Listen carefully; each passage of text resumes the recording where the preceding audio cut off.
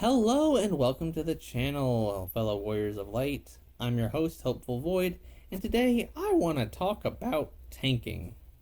You heard me. Tanking. Do you suffer from tank anxiety? Have you felt burned after one experience from tanking and thought, this is just not for me? Or do you feel like you would have no idea how to tank? I wouldn't know where to begin. Well, fear not, my fellow warrior, because I'm here to give you my idiot's guide to tanking. Stay tuned to the end of the video to find out how you can be an exceptional, or at least halfway decent tank. And hopefully you guys can get something out of this. Hopefully you guys can take away something from this video. And yeah, and with that out of the way, let's begin. 1. Be prepared and know how much you can tank. Too often than not, people go into dungeons and they are not prepared. They're like, yeah, I'm just gonna play as a gunbreaker because it's cool. But then when you go to inspect their gear, you're like, oh, wait a minute, you're not equipped to properly tank, are you? Or they think they're prepared, but then they realize quickly that the moment they try tanking, you they can't support the amount of pulls they do. So they wind up just dying. So my advice, be prepared. Be the correct item level, be as high as you can be, and just know how much damage you can sustain. Because if you see your HP go from full to half in an instant, and the healer can't keep up, you probably shouldn't be pulling big. Probably be pulling very slow. Now, this is very, very key in my opinion. This is something that I always try to do too. Communicate with your healer. Something I always try to do whenever I enter a dungeon. First thing is I say hi, of course, because that's the courteous thing to do. But most importantly, ask big or small pulls. Too often than not, people just assume they want to pull big. And most of the time, yes, that's true. People want to pull big. But I always feel that sometimes you may not get that person that feels comfortable with it. So I would always ask the question, big or small pulls? And if you're wondering what is a big or a small pull, it's basically how many ads do you want to fight at once? Do you want to fight a small group or a big group? A lot of people like to do big groups, which I completely understand, because people want to get through it as fast as possible because they've done it probably 1,000 times before. But sometimes if you're new, you want to take your time. With me, I always ask this question because it helps me gauge what speed do they want to go at. How much can they be able to heal me? How fast can they heal me when I'm tanking? So yes, always communicate with your healer. Now sometimes, if you ask the question, I've had this happen to me before, is that they may not answer. So in that case, what you gotta do is do a test pull. Pull big if it's too much for the person to handle. If they can't handle it at all, then pull small. However, if you can see that they do a pretty good job at doing big pulls, then do big pulls. It's all about gauging whether or not how much your healer can take. Just communicate with your healer. 3, and this is a very, very key thing. Turn your tank stance on. I cannot stress that enough. Sometimes I do forget myself, but very rarely now. Now you're probably wondering, if you haven't ever tanked before, what is a tank stance? Well, for like tanks in general, they have one ability where it helps them generate aggro, like a lot of aggro. I forget the percentage it's supposed to be, but it basically allows you to draw all the aggro from all the other party members, off the party members and onto you. It's what allows you to be the tank. So that's why you always want to have your tank stance on and never turn it off. Never turn off your tank stance. Although in some cases you might have to, but we'll get to that later. But yeah, do not turn your tank stance off for any other reason. At the beginning of the dungeon, turn it on. For paladins, it's called Iron Will. For Gunbreakers, it's called Royal Guard. For Warriors, I think it's called Defiance. And for Dark Knight, it's called Grit. Just so anyone's curious about which ability that is, there you go. 4. Be the leader, everyone else should follow. Meaning you are the one that's taking charge, you are the tank, you lead the party. Don't just stand there expecting people to go ahead of you. Now, in some cases, sometimes you'll have people run ahead of you. And if that happens, run ahead of them. Sprint ahead of them if you have to.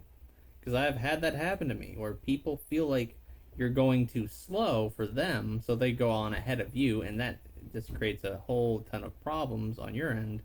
Because I don't know about you, but I get annoyed when that happens. And I get that sometimes people do that to help, but normally everyone follows behind you since you're the one generating all the aggro.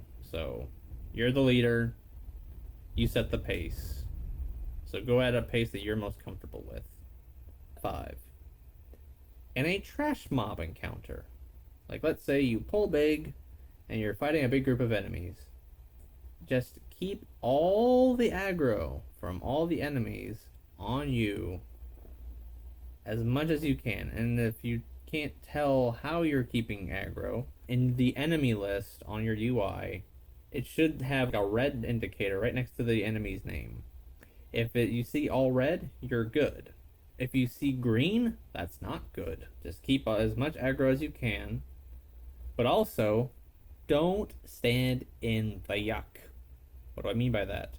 If you're standing in the middle of a trash mob and you are trying to pull as many things as you can, and an enemy throws out an attack has a telegraph, don't stand in the telegraph. Move in and out. Sometimes it's hard to see when you have a lot of enemies and a lot of effects on the screen, but move out of the telegraph and then move back to the position that you were in. 6. So in a trial or boss encounter, what you want to do, don't open with your, as I like to call, getting quick attack. Like, for example, plunge, rough divide, intervene. I don't remember what the warrior one is called, but don't use moves like that. You want to draw the boss into the center and not leave it where it is. Because a lot of the bosses like to stand in the back of the arena. So what you want to do is use like shield lob, that magic attack that the Dark Knight has. I forget what the name of it is. You want to use something like lightning shot and tomahawk for Gunbreaker and Warrior. You want to use those abilities, draw the boss into the center, and then go immediately through the boss and stand right behind it, right when it's in the center. So this way the boss isn't facing the rest of the party, and that way the melee DPSs don't have to move that far. You want to make it as convenient as possible for the DPSs. And then after that, most importantly, 8. Don't move. I know people have a very bad tendency to want to move around when they're trying to, like when they're in a boss fight and trying to deal damage.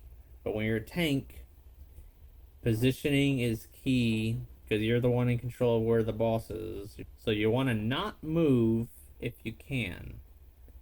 However, like the trash mobs that I said earlier, if the boss is doing a mechanic that you have to dodge, then dodge. Do the mechanic.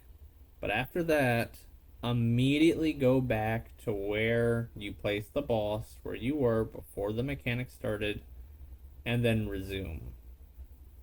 Because you want the boss to be as still as possible for people. Also, don't turn the boss so much. Like, don't circle it either, because then the melee DPS will not like you. Trust me, don't.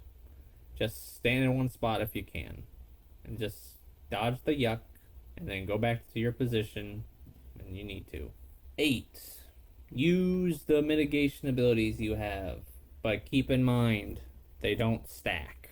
I did this for the longest time, where I would use, as a paladin, Rampart, and then Sentinel at the same time, because I thought they would stack.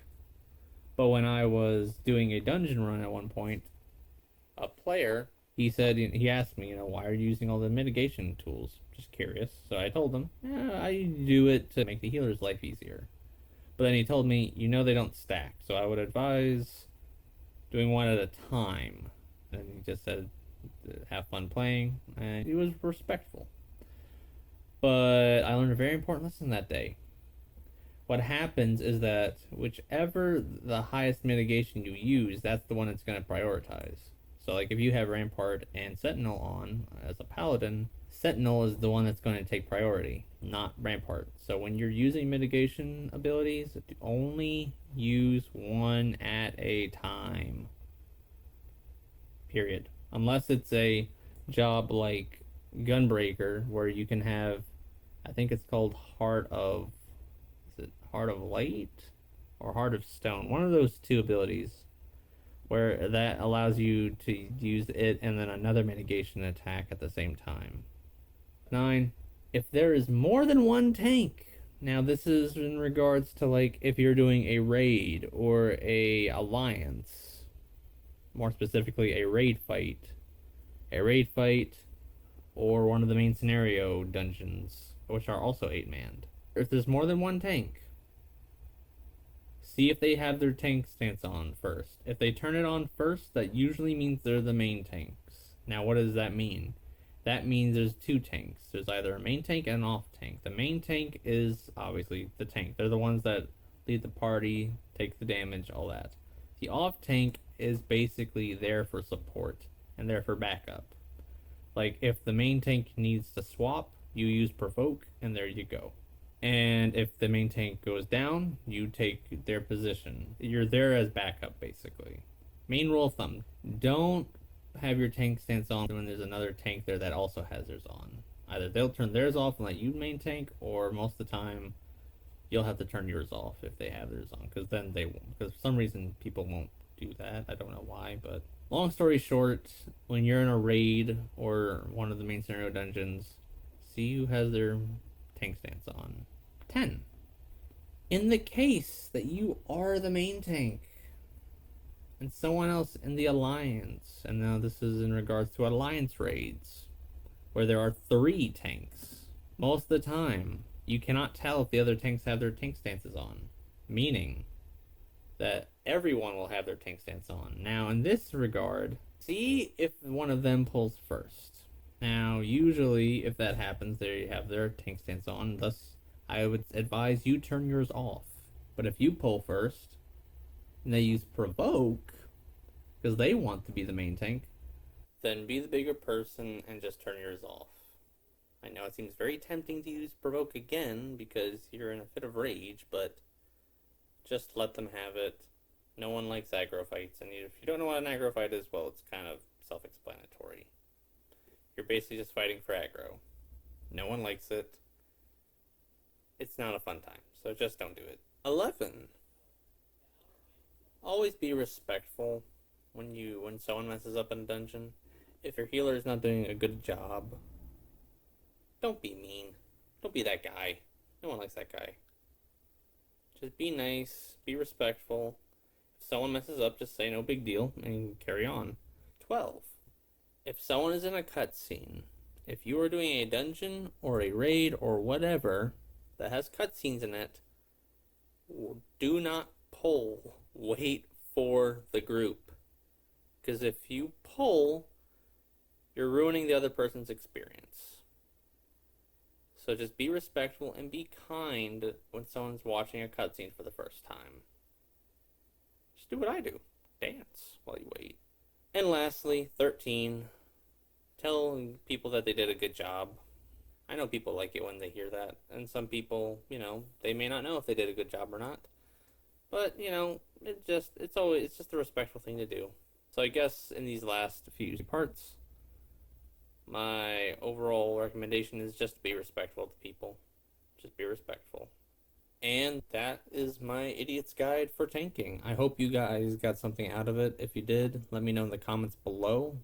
Don't forget to like and subscribe if you enjoyed the video and if you got value from it. And yeah, like always, guys, just take it life one step at a time.